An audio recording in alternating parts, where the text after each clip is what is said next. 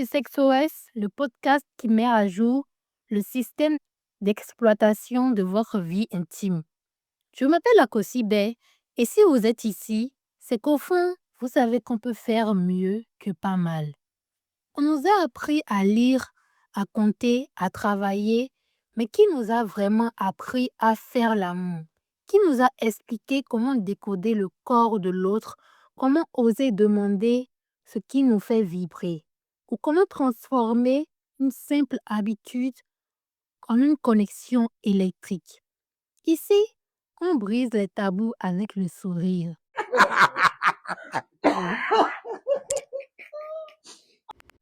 On parle de plaisir féminin sans détour, d'orgasme qui ne sont plus des mirages et de cette communication qui change tout. Que vous soyez en couple depuis 2 jours ou 20 ans, je suis là pour vous donner les clés d'une sexualité consciente, vibrante et surtout partagée. Installez-vous confortablement, ouvrez vos oreilles et vos cœurs. SexOS, c'est maintenant et promis, ça va faire du bien.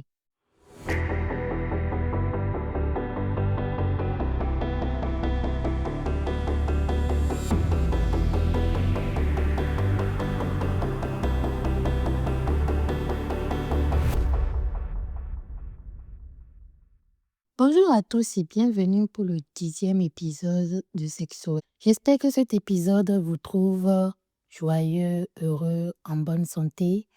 Ou si ce n'est pas le cas, sachez que toute situation, même les plus difficiles, a une fin. SexOS? J'adore.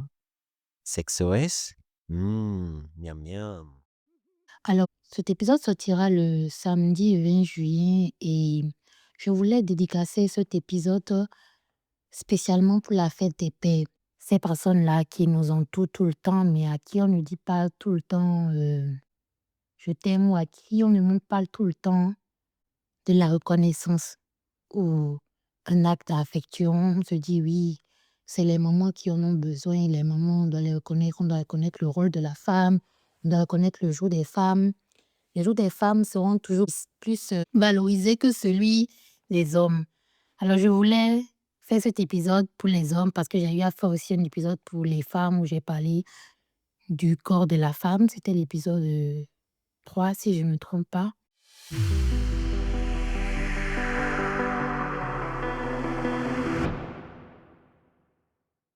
Pour commencer, ce matin, je me suis réveillée. J'étais en train de faire un cours et à un moment donné, je me sentais fatiguée. Vous voyez, je commençais à me sentir fatiguée. Et j'avais envie de prendre du café, mais le café et moi, on n'est pas amis parce que quand je prends le café ou tout ce qui contient de la caféine, ça a tendance à me disjoncter. Donc, je suis allée vers la moi, j'ai regardé, j'ai vu le café, mais c'est pas le café vraiment qui me plaisait. J'avais en plus envie de cappuccino. Pour ceux qui connaissent le cappuccino, c'est un mélange de café, de lait. C'est une boisson italienne, si je ne me trompe pas. Et puis, il y a aussi les poudres de cappuccino. Et je n'ai pas vu, je n'ai pas trouvé. Et je me suis rappelée de mon père qui, qui savait que j'aimais le cappuccino. Donc, qu'il achetait, quand il partait faire ses courses ou qu'il allait au supermarché, il allait acheter au moins 2 boîtes de cappuccino de différentes saveurs, toutes les saveurs qu'il trouvait. Il allait ramener ça à la maison. Ou même quand il voyageait, qu'il partait en France, il en ramenait à la maison, à notre maison à Cotonou. Et je me suis rappelée de lui. Ça m'a touchée, ça m'a fait me rappeler de lui.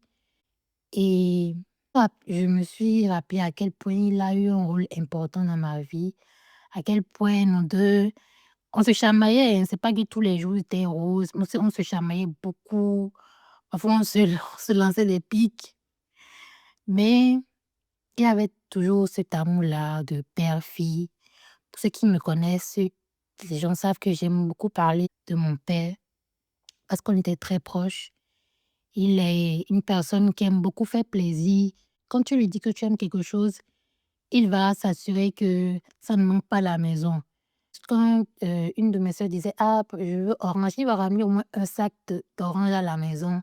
Et jusqu'à ce que parfois même les oranges, même on n'arrive même pas à tout manger et puis ça pourrit même. Ou quand on était malade, c'est lui qui nous emmenait à l'hôpital, il restait là avec nous, il passait toute la journée à l'hôpital avec nous.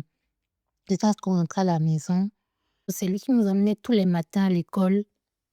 À 7 heures du matin, il fallait se réveiller à 6 heures, 5 heures, parce que les cours étaient à 7 heures.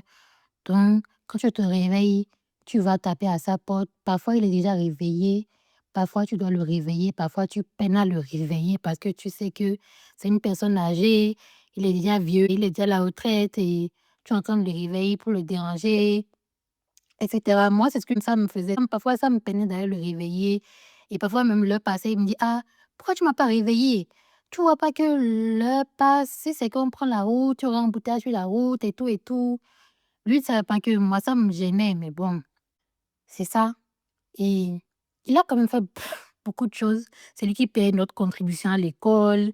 Parfois, même s'il n'a pas que l'argent n'est pas encore tombé, il va se plaindre, il va commencer à parler: «Oui, je n'ai pas l'argent», mais il s'assurait toujours qu'on ne nous renvoie jamais de l'école. Il paye toujours la contribution à l'école pour nous.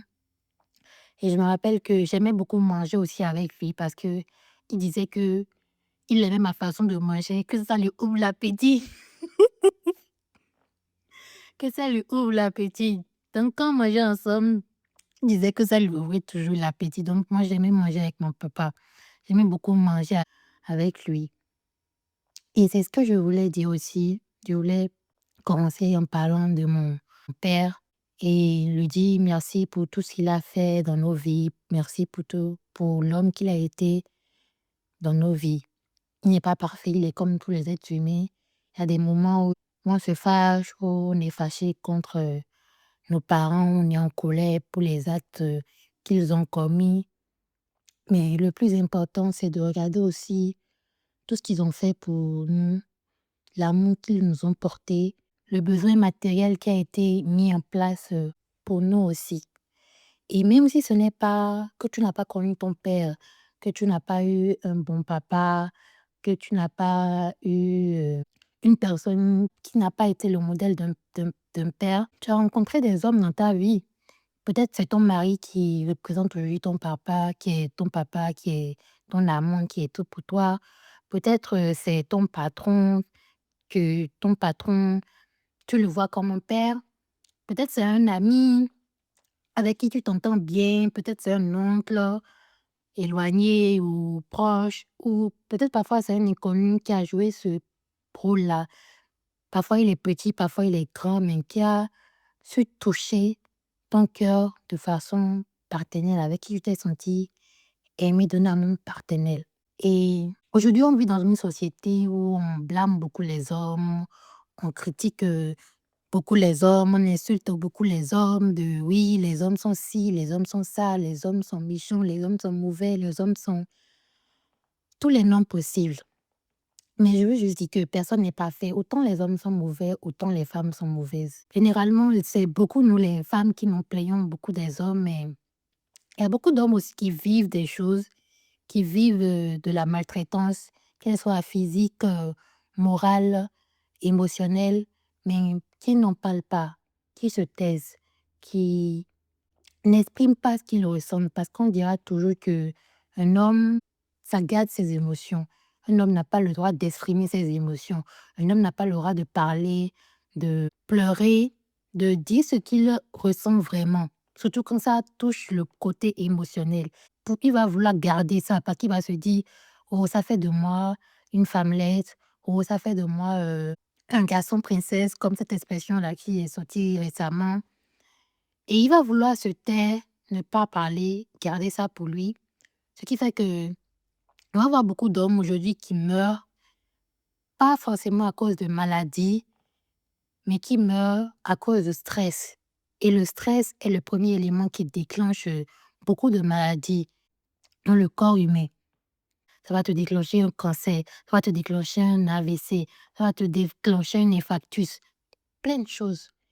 Et beaucoup d'hommes meurent avant les femmes parce que souvent, peut-être, ils n'expriment pas ce qu'ils ressentent, ils ne parlent pas assez, ils n'arrivent pas à s'ouvrir ou ils ont peur qu'on se moque d'eux. Quand on parle des hommes, on dit que les hommes sont méchants, que les hommes sont des violeurs. Il y a des gens qui vont dire que une société sans hommes serait une société plus heureuse, plus épanouie. Et moi, je trouve que c'est faux. Imaginez une société sans hommes. Il y a beaucoup de choses, côté mécanique, côté entretien. Il y a plein de choses que les hommes font que les femmes ne font pas. Un homme sera plus fort qu'une femme. Si c'est que vous prenez un homme et une femme qui ont le même poids, l'homme pourra soulever des choses que la femme qui a le même poids là ne pourra pas soulever. Les hommes sont plus généralement forts physiquement que les femmes. Donc sur le côté physique, il y a plein de choses que nous les femmes, on ne pourra pas faire. Nous, les femmes, on a tendance à beaucoup réfléchir sur un sujet. Quand on voit une personne pour la première fois ou quand on est devant une situation, on aura tendance à beaucoup réfléchir, à se dire non, pourquoi je vais faire ça, pourquoi je vais pas faire ça. Alors qu'un homme aura tendance à foncer, à toujours foncer, à se jeter dans les choses, à se jeter dans les projets, à se jeter dans les situations, à essayer avant maintenant de voir si c'est bon ou si c'est pas bon. Parfois, c'est bon parce que parfois, nous aussi, les femmes, on en a besoin. On a besoin d'une personne qui nous pousse et qui nous dise, vas-y, tu peux le faire, viens, on le fait. Parfois, on n'a pas envie de réfléchir ou parfois, le fait aussi de réfléchir nous ralentit dans beaucoup de choses. Et tu vas trouver cet homme-là qui, lui, veut toujours foncer, qui va te dire, viens, on y va. Et parfois, ça va te rapporter aussi de bonnes choses. Ça, tu vas aussi apprendre beaucoup de choses. Et un homme aussi aura besoin d'une femme aussi, de temps en temps, qui lui dise non, ne fais pas ça, non, ne va pas, non, je ne le sens pas. On a besoin de chacun, au fait, pour créer l'équilibre, pour créer cette harmonie-là, ou cette perfection-là, bien que rien n'est parfait. Mais à deux, on crée quelque chose de bon pour nous. Parlant de la sexualité des hommes, les hommes et les femmes ne fonctionnent pas de la même manière en sexualité. On aura toujours tendance à dire que ils veulent tout le temps du sexe, tout le temps du sexe, tout le temps du sexe. Pour un homme qui fonctionne bien, qui n'a pas de problème au niveau de son appareil génital, vous allez remarquer qu'un homme aura toujours envie de vous, surtout quand il vous aime, surtout quand il est attiré par vous, surtout quand il est attiré par votre corps. C'est pareil aussi pour les femmes. Mais les hommes, eux, le problème, c'est faire l'amour. Nous, les femmes, quand on est énervé, quand on a des émotions, quand on est dans telle situation, on n'aura pas forcément envie de faire l'amour. On va se dire non, j'ai pas envie. Tu es fatigué, tu n'as pas envie. Mais un homme, peu importe s'il est fatigué, peu importe s'il rentre d'une journée où il a passé une sale journée, où moralement ça ne va pas, ou qu'il soit fatigué, qu'il réfléchisse beaucoup, rien ne va l'empêcher de vouloir faire l'amour. Parce que c'est aussi la testostérone qui est en eux qui fait ça. C'est cette hormone-là qui crée ça. Je me rappelle quand j'étais à l'université, il y avait un prof qui me disait ça. Vous allez remarquer que quand on dessine le signe du féminin et le signe du masculin, la flèche de l'homme est toujours orientée de façon droite. Ça veut dire que l'homme va toujours foncer. Peu importe ce qu'il a, peu importe ses émotions, peu importe tout, lui, il aura toujours envie de pratiquer la sexualité. Rien ne peut briser sa sexualité, à moins qu'il soit malade, qu'il soit dans une situation où son appareil ne fonctionne pas. Mais même s'il est malade et que son appareil fonctionne, il aura envie de toi et puis il va le faire avec toi. C'est ça un homme. L'homme, rien ne va l'empêcher de vouloir faire l'amour, surtout quand il en a envie. Et c'est ça, nous les femmes, on va juger, oui, il a tout le temps envie de faire l'amour, moi je suis fatiguée, moi je suis ci, moi je suis ça. Alors que non, pour être heureux, pour que lui soit heureux, donne-lui du sexe et donne-lui du bon sexe. Donne-lui un sexe qui le satisfait. Fais-le vibrer, fais-lui découvrir des choses. Emmène-le à aussi kiffer la sexualité. Parce que comme je le dis dans Sexualité, il ne suffit pas juste de faire l'amour pour faire l'amour. Comment tu fais l'amour avec ton partenaire? Qu'est-ce que tu lui dis? Est-ce que tu lui dis aussi que tu aimes faire l'amour avec lui? Est-ce que tu l'emmènes loin dans la façon dont vous faites l'amour? Comment tu fais l'amour avec ton partenaire? Parce qu'il ne suffit pas aussi de faire la pénétration, est-ce là, vous embrasser après pour vous pénétrer. Non. Est-ce que tu inities la sexualité? Est-ce que tu vas vers lui? Est-ce que tu lui dis, chérie, aujourd'hui j'ai envie de toi. Aujourd'hui j'ai envie que tu me fasses l'amour comme jamais. Un homme a besoin aussi d'entendre ça. Parfois les hommes aussi sont fatigués aussi de faire le premier pas. Et ils ont besoin aussi de cette adrénaline-là, donc de ce changement-là, de sentir que sa femme est vraiment un peu perverse, si je peux le dire.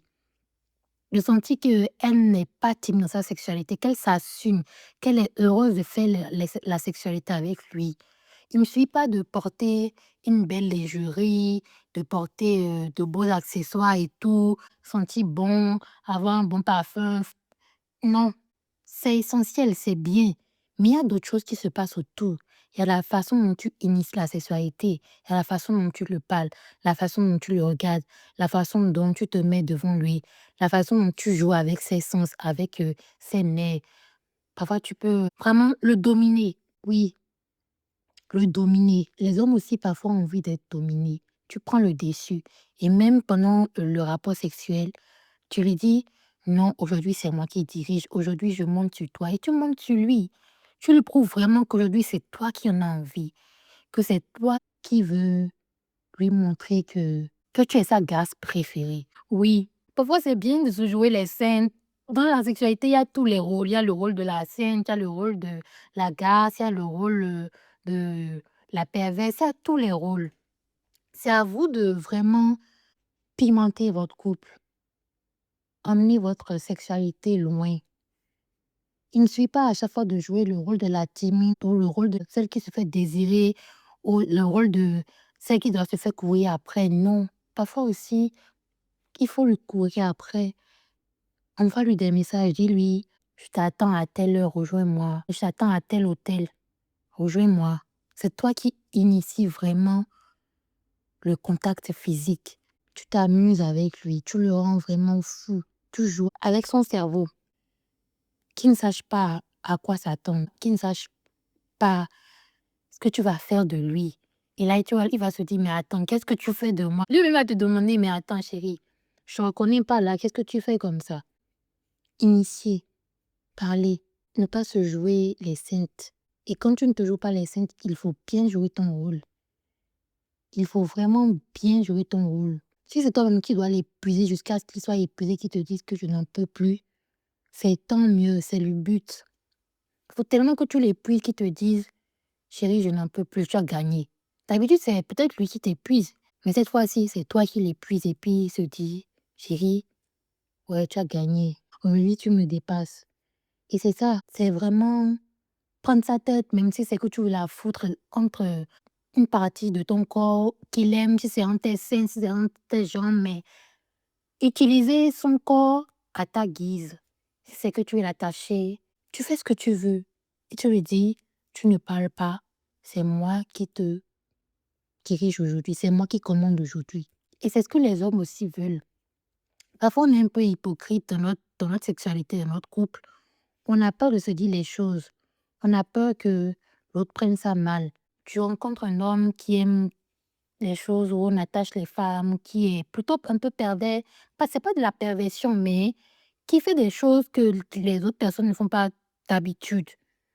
Tu vois qu'il y a une sexualité un peu différente de celle des autres et qui aura peur de t'en parler parce qu'il va se dire, elle va mal le prendre, elle va pas aimer, elle va pas adhérer.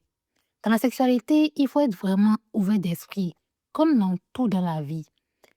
Il faut être vraiment ouvert d'esprit, pouvoir parler avec son partenaire sans gêne et lui dire, on peut essayer, allons-y, si c'est ce que tu aimes, on essaye voir si c'est bon pour nous. Et peut-être que toi-même, tu vas finir par kiffer. Tu vas te rendre compte que, ah ouais, c'est comme ça, c'est comme ci, c'est comme ça.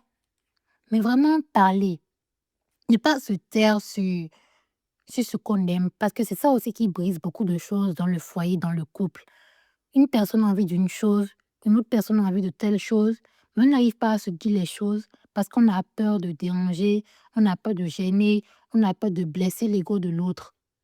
On doit pouvoir blesser l'ego de l'autre parce qu'en blessant l'ego de l'autre, on apprend l'un de l'autre. On apprend à se briser et à se former ensemble, à kiffer ensemble. Faut pas être timide dans la sexualité, il ne sert à rien d'être timide. Si c'est que tu n'aimes pas quelque chose, dis à ton partenaire que tu n'aimes pas quelque chose. Si tu n'aimes pas quelque chose, dis à ta partenaire que tu n'aimes pas ça.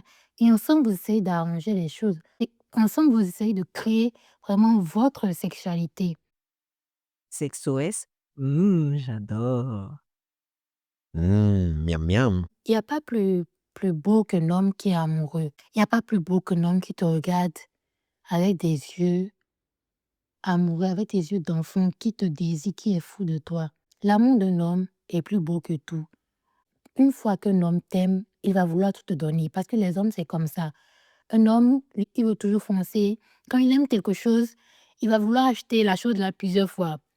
Nous, les femmes, on aura tendance à réfléchir, à dire oui, telle chose, telle chose, telle chose. Un homme, quand il t'aime, il t'aime. Mais tu sais, vous, avec des hommes qui vous aiment, c'est vrai, c'est parfois difficile. On fait des enfants avec des hommes qui ne nous aiment pas.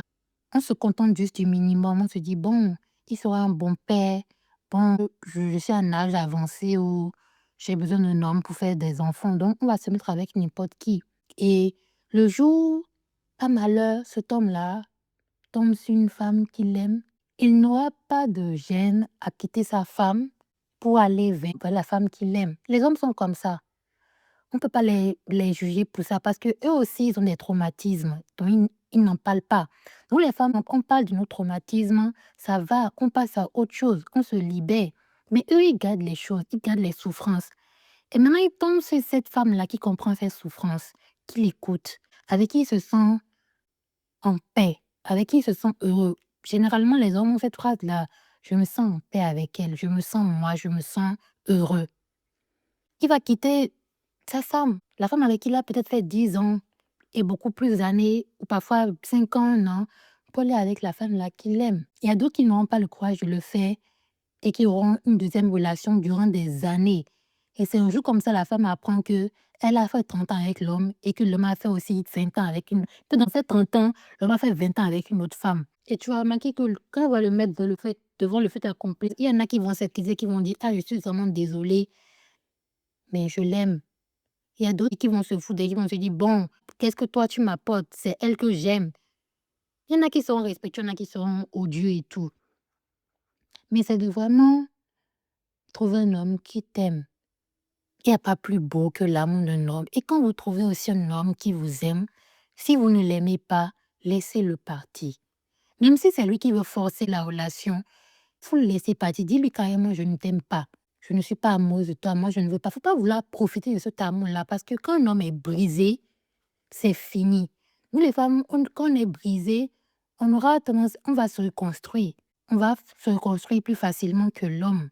Mais les hommes ont ce côté-là très sensible. Ils ne savent pas gérer leurs émotions comme nous. Surtout quand chez eux, le côté émotionnel là vient. Quand ça pète vraiment. Et c'est difficile pour eux de se reconstruire. C'est pas que c'est pas difficile pour une femme de se reconstruire. Bien évidemment que c'est difficile. Mais une femme aura toujours tendance à parler, se confier, trouver des personnes ressources à qui se confier, parler, guérir. Mais un homme, même si ce sont ses amis, il aura peur de parler à ses amis parce qu'il a peur qu'on se moque de lui. Il ne veut pas se sentir ridiculisé. Sexe OS. À l'écoute de votre plaisir. Alors le jour où il tombe sur une femme qu'il aime, il a donné tout à cette femme-là, il a tellement aimé, et que ça n'a pas été réciproque. À un moment donné, il a vu que la femme s'est complètement foutue de lui, qu'il lui a tout donné, et elle l'a pas aimé à sa juste valeur. Bien, il s'est rendu compte que la femme le manipulait, le trompait, elle a fait beaucoup de choses. Ce jour où il va réaliser ça, il sera un homme complètement brisé. Il sera un homme complètement détruit.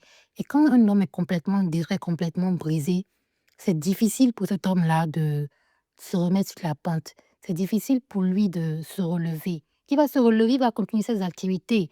Mais côté sentimental, il va commencer à faire du sale. C'est là que tu rencontres des hommes qui vont commencer par te dire, oh, moi je ne veux pas de relation sérieuse. Toi et moi, c'est juste du sexe.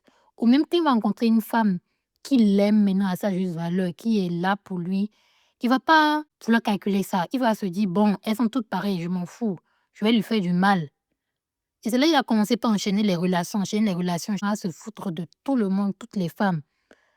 Les hommes, généralement, vous diront que ils sont tombés amoureux d'une femme dans leur vie. Et même après 20 ans, 30 ans, 40 ans, il n'a pas pu oublier cette femme-là. Les hommes sont comme ça. Les femmes aussi, ça nous arrive à nous. Mais nous, on aura tendance à penser à autre chose.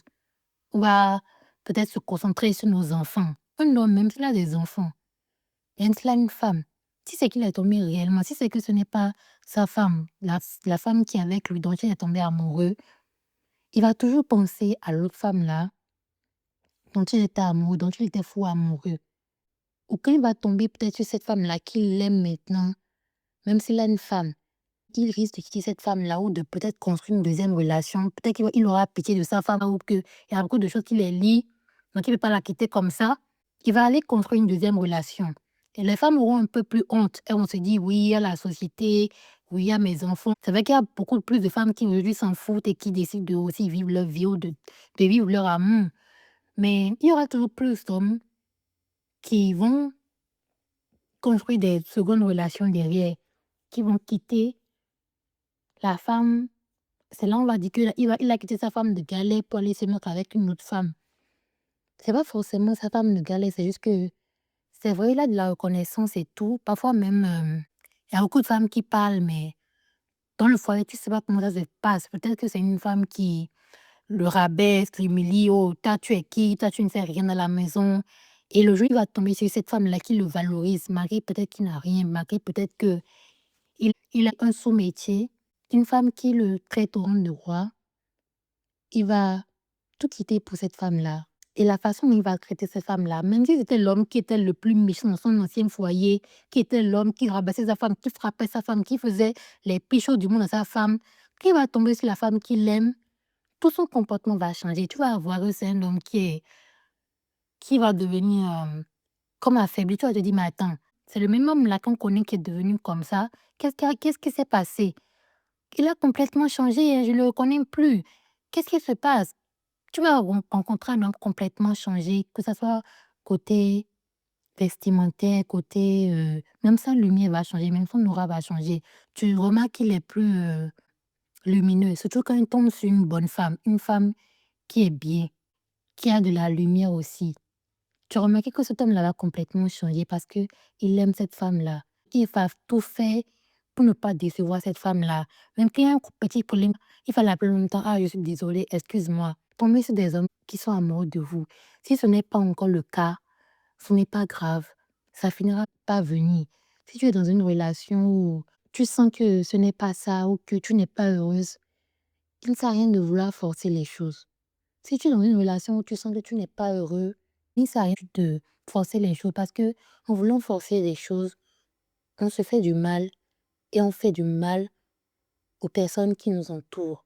On dit souvent qu'un homme qui a trouvé l'amour, qui a trouvé une bonne femme, a trouvé la paix. Il y a des hommes aussi qui, tellement ils vont t'aimer, tellement ils vont t'apporter de l'amour, tellement ils vont te valoriser, tellement ils vont te mettre tellement haut que même si c'est un homme que tu dis ne pas aimer, tu finiras par l'aimer parce que cet homme-là, tellement il t'aime, tellement il t'apporte de la joie, de la paix, du bonheur, que au début peut-être tu étais difficile, tu te jouais les difficiles et tout, mais après tu finis par l'aimer, tu finis par t'attacher à lui, tu finis par lui accorder de la place et tu verras que tu seras très heureuse avec cet homme-là.